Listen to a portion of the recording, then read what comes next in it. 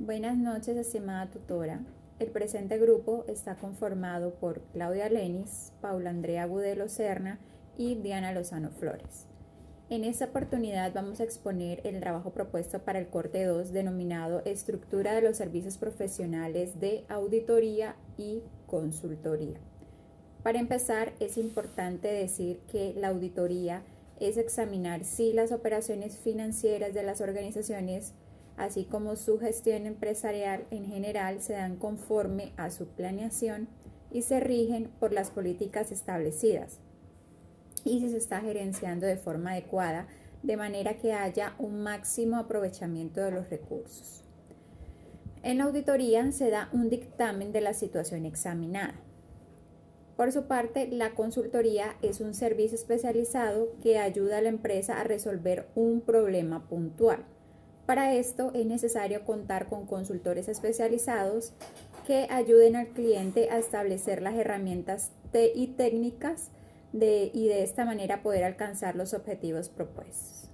El auditor independiente es el encargado de llevar a cabo el trabajo de auditoría, implementando la norma internacional y acogiéndose a los requerimientos establecidos en el Código de Ética para Contadores Profesionales, en donde inicialmente se debe tener pleno conocimiento de la empresa u organización a auditar, así como del negocio y su entorno para planear y ejecutar una auditoría de calidad.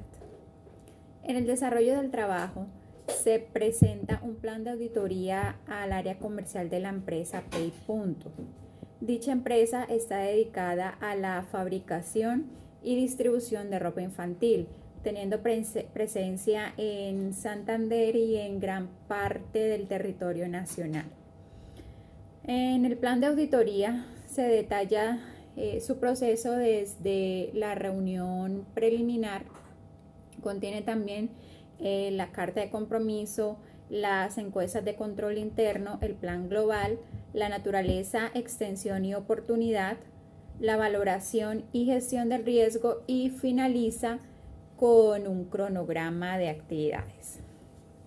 En el caso de la consultoría, se realiza una presentación de la empresa, se expone el problema identificado que está enfocado a la gestión de cobranza y se presenta el plan de trabajo en 4 fases. La primera fase es la identificación, reconocimiento de la institución y el problema. La segunda fase contiene la evaluación de los resultados de la gestión de recaudo. La tercera fase presenta el diagnóstico y la propuesta, y finaliza con la fase 4. La NIA 300, planificación de la auditoría de los estados financieros. La NIA 300 establece las responsabilidades de los auditores para planificar la auditoría de los estados financieros. El plan incluye la formulación de la estrategia general de la auditoría y la formulación del plan de trabajo, de modo que el auditor pueda organizar y administrar el trabajo de auditoría de manera apropiada para asegurar un trabajo eficiente y efectivo. El objetivo de la NIA 300 es establecer normas y proporcionar lineamientos sobre las consideraciones y actividades aplicables para planear una auditoría de estados financieros. En el alcance debe diseñarse para garantizar que los objetivos se logren de acuerdo con el tipo de auditoría que se realice. Al planificar una auditoría es esencial tener un conocimiento integral del negocio, la industria y el entorno externo, lo que ayuda a identificar los riesgos. El auditor debe ser un profesional con suficiente capacitación técnica y experiencia en auditoría. El objetivo de él es planear la auditoría de los estados financieros de una manera efectiva. Existen 2 tipos de auditores, los externos y los internos. Los externos son contratados por un tercero y los internos son contratados por la empresa auditada. Sus funciones son examinar los estados financieros, revisar la documentación soporte de los registros contables, verificar si se cumplen las normas contables, analizar el patrimonio y las obligaciones de la compañía y brindar recomendaciones para aumentar la productividad de las empresas. ¿Qué documentación usan los auditores para todo este proceso?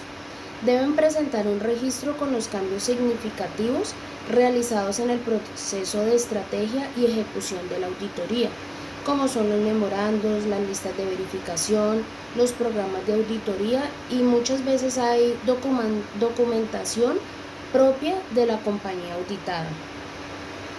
En la NIA 300 hay aspectos relevantes como son entrevistarse con la alta gerencia, tener claros los objetivos, ser ejecutado por personal capacitado como se había mencionado antes, tener conocimiento de la empresa para identificar riesgos significativos, definir la materialidad global de la auditoría, documentarse de información interna y externa, ya que esto ayudará en el proceso, y al final de la planificación se debe validar con la gerencia el entendimiento del negocio.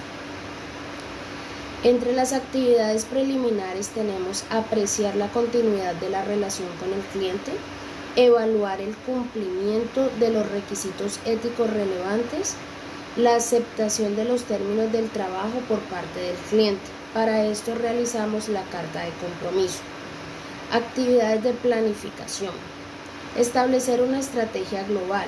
Ahí vamos a identificar las estrategias del encargo. Están los objetivos, considerar los factores que influyen en el encargo y los recursos que se van a necesitar para llevar a cabo la auditoría.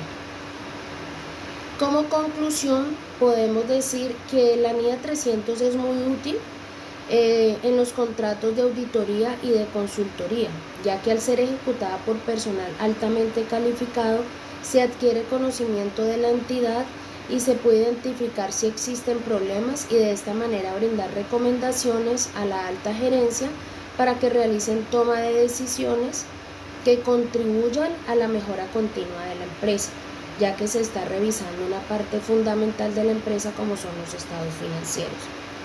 Si bien es cierto que la NIA hace referencia a las normas internacionales de auditoría y que por ende son más útiles en contratos de auditoría, al realizar la estrategia general y el plan de trabajo pueden servir para un contrato de consultoría, ya que se estaría dando conocimiento de la empresa a auditar y por ende ya se tendrá un enfoque de las posibles causas de los problemas evidenciados y tratar una falla específica, para lo cual requieren de un contrato de consultoría para dar solución.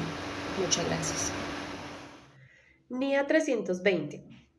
Esta norma internacional de auditoría trata de la responsabilidad que tiene el auditor de aplicar el concepto de importancia relativa en la planificación y ejecución de una auditoría de estados financieros. Materialidad se refiere a la importancia relativa de una partida o evento. Una partida puede calificarse como material si ésta puede influir en las decisiones de los usuarios de los estados financieros. La norma nos explica que la materialidad se puede representar como los errores, incluyendo omisiones, se consideran importantes si individualmente o en forma acumulada podrían de manera razonable influir sobre las decisiones económicas de las personas que están realizando la revisión de los estados financieros. Los juicios sobre los asuntos que son importantes para los usuarios de los estados financieros se basa en considerar las necesidades comunes de la información financiera por parte de ellos.